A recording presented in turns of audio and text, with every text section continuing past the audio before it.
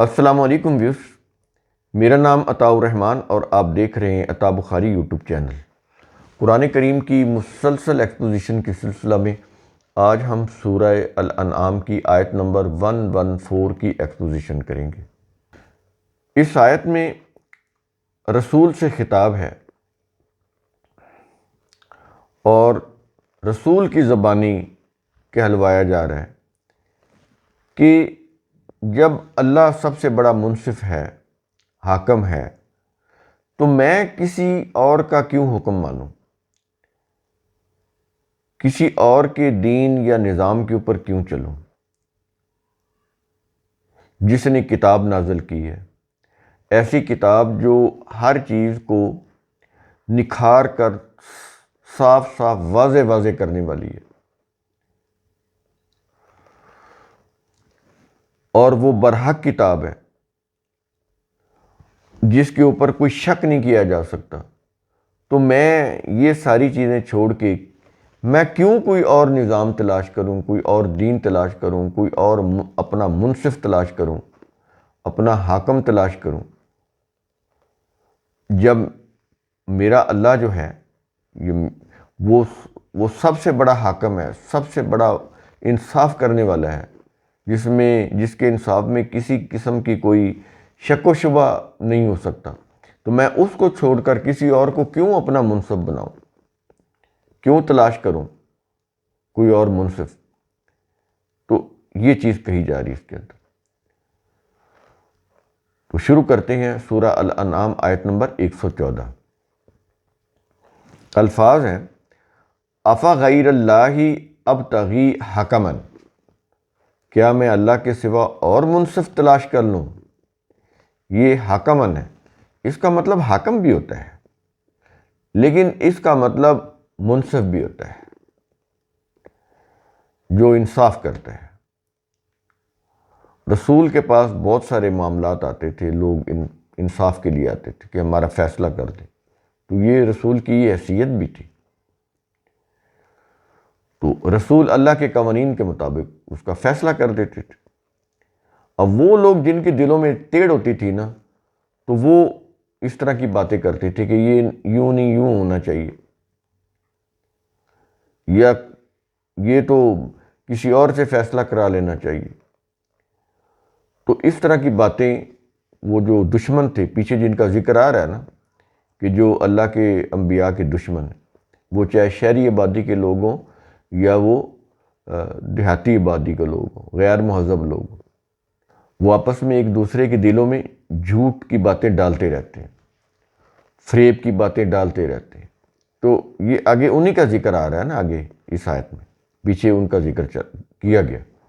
تو اس قسم کا ذہن رکھنے والے، اس قسم کی باتیں کرنے والے، ان سے مخاطب ہو کر یہ چیز کہی جا رہی ہے کہ کیا میں اللہ کے سوا کوئی اور منصف تلاش کروں؟ اس کے بعد الفاظ ہیں، کیا یہ رہا ہے؟ وَهُوَ الَّذِي أَنزَلَ إِلَيْكُمُ الْكِتَابَ، حالانکہ اسی نے تمہاری طرف کتاب نازل کی ہے، یعنی جو فیصلہ کن کتاب ہے وہ تمہاری طرف نازل کی گئی ہے، اور تمہارا یہ حال ہے، تم ایسی باتیں کر رہے ہو، تم الٹا اس کتاب کی مخالفت کر رہے ہو، تم اللہ کے انبیاء کی مخالفت کر رہے ہو، اس کے نظام کی مخالفت کر رہے ہو۔ اس نے تمہاری بہتری کے لیے کتاب نازل کی ہے کہ اس کے مطابق اپنا نظام بنا لو، تم کامیاب ہو جاؤ گے دنیا میں بھی اور آخرت میں بھی، اور تم مخالفت پر کمر بستہ ہو۔ اس لیے کہہ رہا ہے کہ حالانکہ اسی نے تمہاری طرف کتاب نازل کی ہے، اور وہ کتاب بھی کیسی ہے؟ کیا یہ ایک لفظ یہاں پر کہا گیا، کیا یہ رہا ہے کہ مفصلاً، جو ہر بات کو الگ الگ کر کے نکھار کر صاف اور واضح کرنے والی؟ یہ مفصلاً، اس کا ایک معنی تو عموماً لوگوں نے یہ کیا ہوا تفصیل، مفصلاً تفصیل، یہ اس معنوں میں نہیں ہے، یہ اس معنوں میں نہیں ہے تفصیل کہ یہ تفصیل پیش کرتی ہے، تفصیل نہیں دیتی کتاب۔ قرآن جو ہے قوانین دیتا ہے، ضابطے دیتا ہے، اصول، بیسک ضابطے، بیسک اصول، بیسک پرنسپلز وہ دیتا ہے بنیادی اصول، ضابطے، قوانین۔ ریاست نے انہی کا بیسک قوانین کو سامنے رکھ کے کانسٹیٹیوشن کا عمل کرنا ہوتا ہے، اپنا کانسٹیٹیوشن بنانا ہوتا ہے۔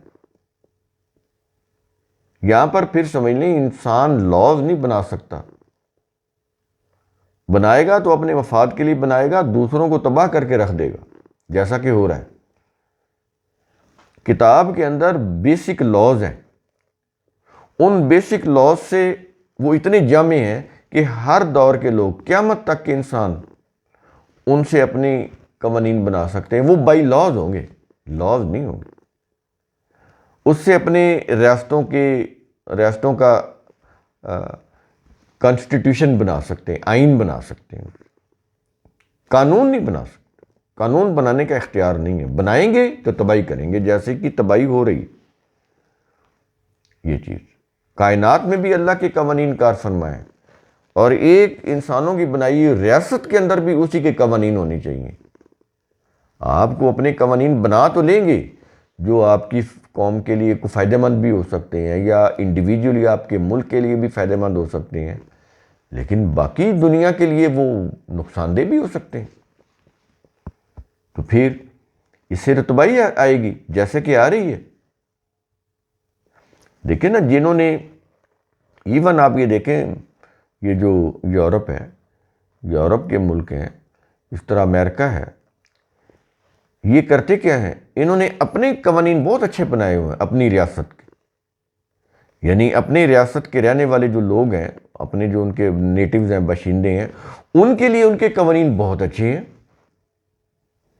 بڑی رفاہی ریاستیں ہیں۔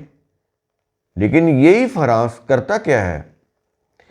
وہ جو کمزور ممالک ہیں ان کے ریسورسز کو وہ دبا جاتا ہے، غصب کر دیتا ہے، ان کے ریسورسز کو غصب کر کے وہ اپنے ملک میں لے آتا ہے۔ تو اس کو آپ اوورآل یہ صحیح نظام تو نہیں کہہ سکتے نا، یہ تو ظلم ہے، یہ تو ظلم ہے نا، کہ آپ اپنے لوگوں کے لیے کمزور ممالک کے ریسورسز کو قوت کے بلبوتے کے اوپر حاصل کر لیں، اپنے قبضے میں کر لیں، یہ تو ظلم ہے۔ لیکن اپنے عوام کے لیے، اپنی ریاست کے لیے وہ ٹھیک ہے، کر رہے ہیں، ان کو فائدہ بھی ہے۔ لیکن اوورآل جب بڑے کینوس کے اوپر دیکھیں گے، انٹرنیشنل سطح کے اوپر، لارج سکیل کے اوپر، تو اس سے پھر ان لوگوں کی تو حق تلفی ہو رہی ہے، ظلم ہو رہا ہے۔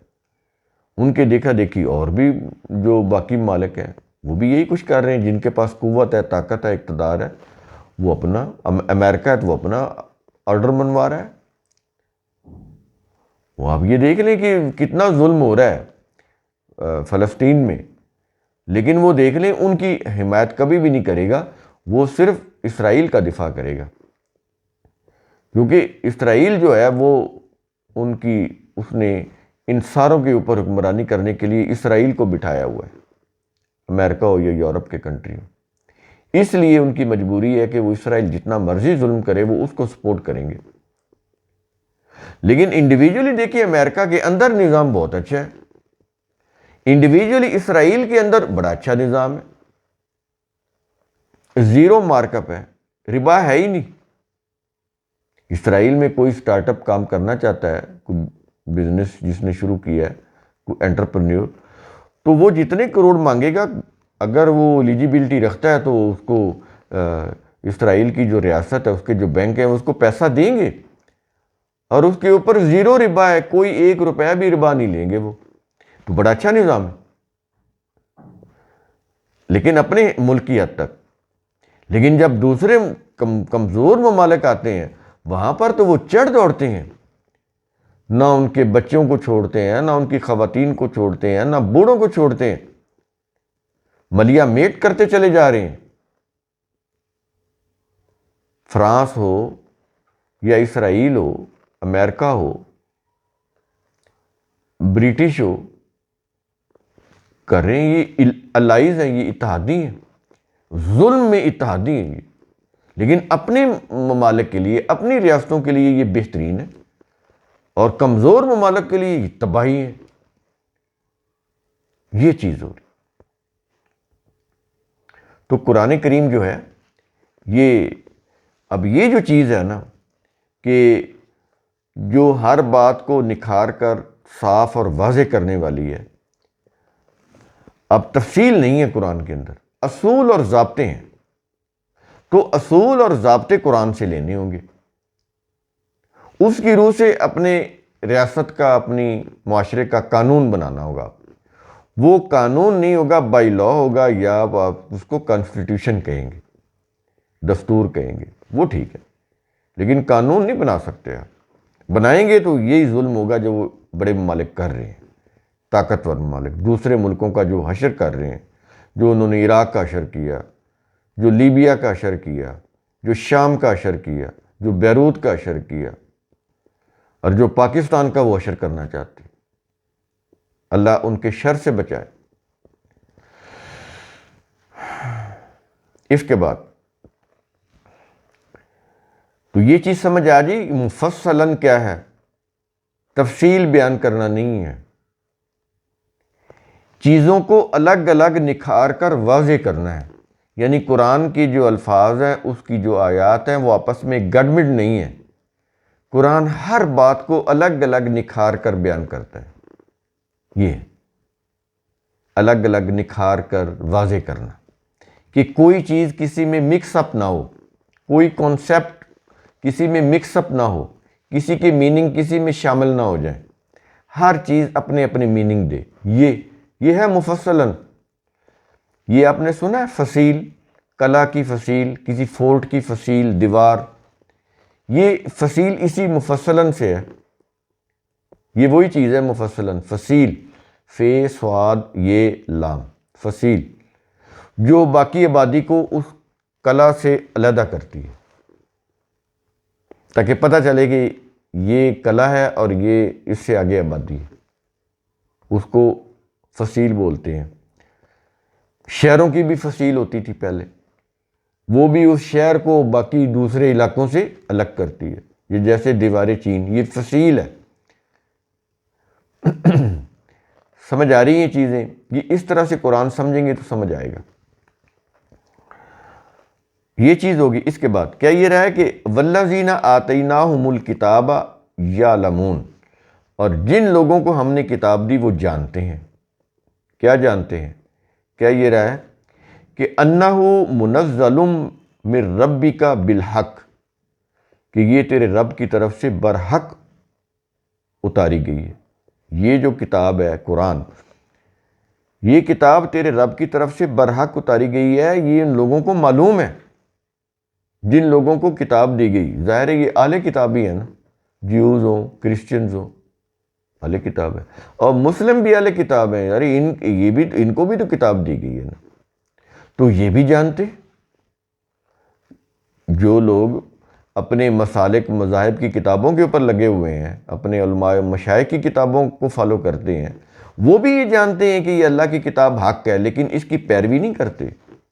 پیروی کرتے ہیں وہ اپنے علماء مشائخ کی کتابوں کی، ان کی فقہوں کی، ان کی شریعتوں کی، ان کے مذہبی قوانین کی، ان کے مطابق اپنی زندگی گزارتے ہیں، یہ جانتے ہوئے کہ یہ اللہ کی کتاب ہے اور یہ حق ہے، برحق ہے، لیکن اس کے اوپر نہیں آتے۔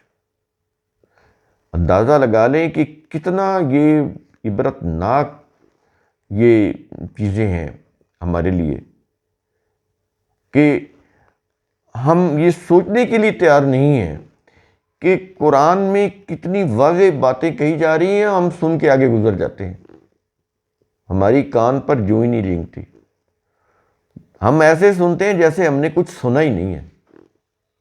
یہ حالت ہوگی ہماری۔